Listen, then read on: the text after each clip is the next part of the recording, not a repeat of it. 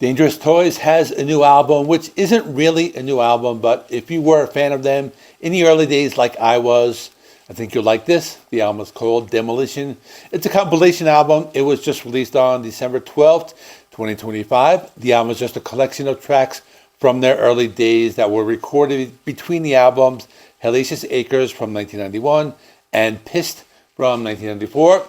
The album has the classic lineup of Jason McMaster on lead vocals, Scott Dalhover on guitar, Denny Aaron on guitar, Mike Watson on bass, and Mark Geary on drums. The album has 10 tracks. It's about 36 minutes long. I was a fan of this band with the first two albums, but then I didn't pay much attention to them afterwards. I still have the first one on CD. I go back to it often.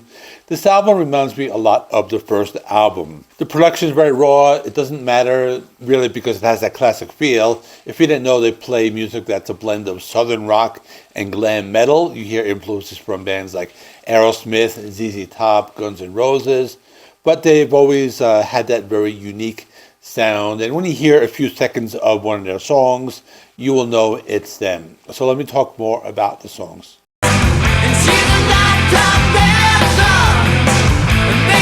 First track is called Rock Shot Cowboy, and this track, as well as the next three tracks, were released as singles, so I had listened to it a few times.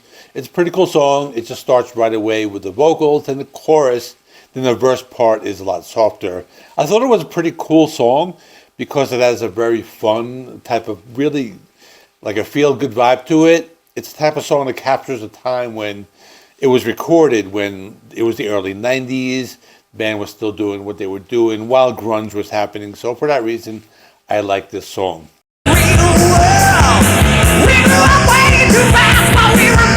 Next song is called Come Out Swinging. This is just a classic sleaze rock type of song. I thought the guitar riffs had more of a southern rock vibe. The vocals sounded like you would expect because Jason McMaster has that very signature sleazy type of vocal style. I also like the different vocal harmonies, and you can hear that during the bridge, and the guitar solo was very melodic.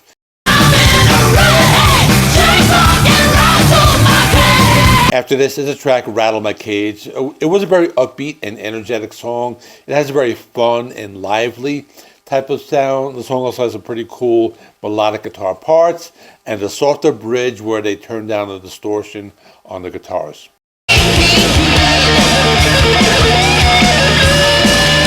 After this is the track Rhapsody in Barbed Wire. This one is just pure rock and roll. It has loud guitars and a very energetic vibe. It was another fun song. I'd probably go over well in a live setting. It has the raspy vocals of Jason McMaster and some sleazy guitar riffs.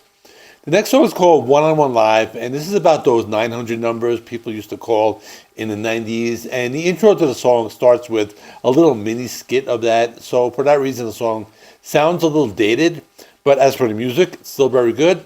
Sounds like something Mötley Crüe would play back in the day, but with that signature Dangerous Toys sound. I probably like this one a little less than the others, but with that being said, it wasn't a bad song. After this is the track Burning Bridges. It's about the midpoint of the album. It's an acoustic track. It's more of a 90s ballad as opposed to the late 80s ballads of the glam metal bands. It reminds me of a Led Zeppelin type of song, something along the lines of Over the Hills and Far Away.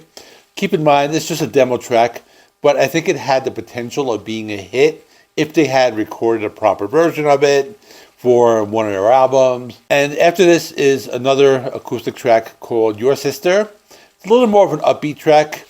It has a very bluesy sound, tells a story about a young girl. It's another one with some lyrics that might sound a little dated. One of the lyrics is, I got your sister tied up in my backseat. But it was another good song with some bluesy guitar playing. There are three more songs. The next one is called Backstreet Girl. This was some very upbeat pop metal. It has a very classic glam metal sound, similar to bands like Bon Jovi or Cinderella. It was a fun track with bright guitar playing and an energetic drum beat. The penultimate song is called Shot to Hell. This was one of the harder rockers with some big guitar riffs and more of that sleaze rock energy. This was a fun song with some backing vocals in the chorus, accompanied by their signature guitar sound. The last song is called Snafu.